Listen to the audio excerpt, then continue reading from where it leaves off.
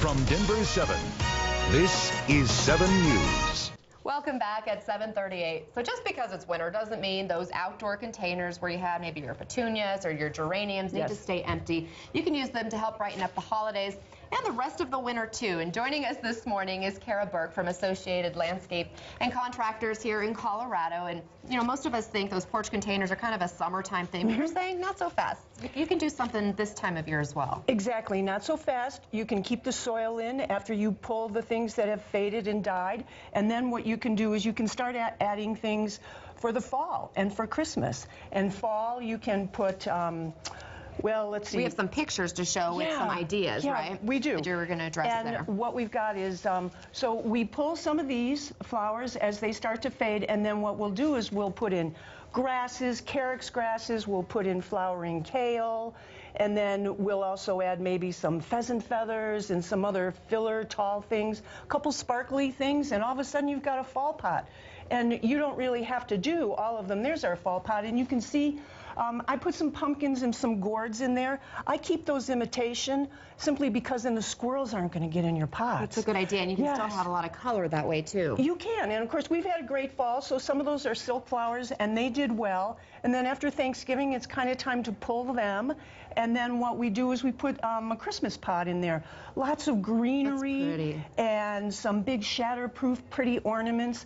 We didn't do all of the pots. The other two pots are simple, elegant designs of hydrangeas. A little glue with a little glitter in there sparkles them up, and evergreens.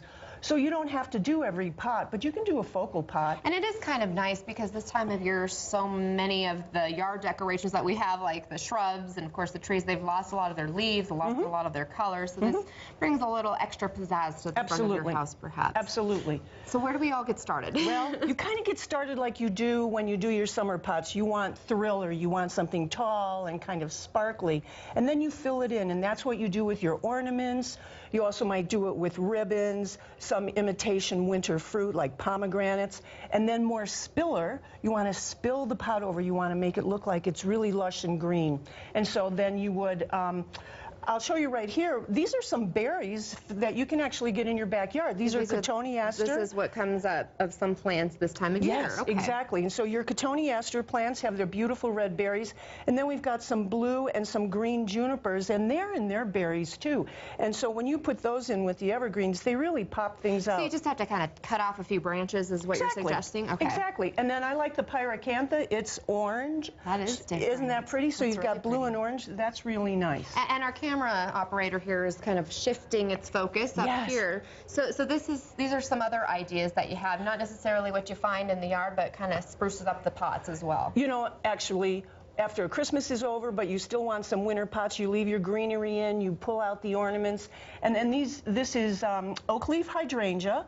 And a lot of people have these in their backyard as well as some limelight. And what I've done again is I've just pulled these. These are some birch branches and glitter. Glitter makes everything look wintry, and so you can keep your pots all winter, and when it gets snow on there at night, they're absolutely beautiful.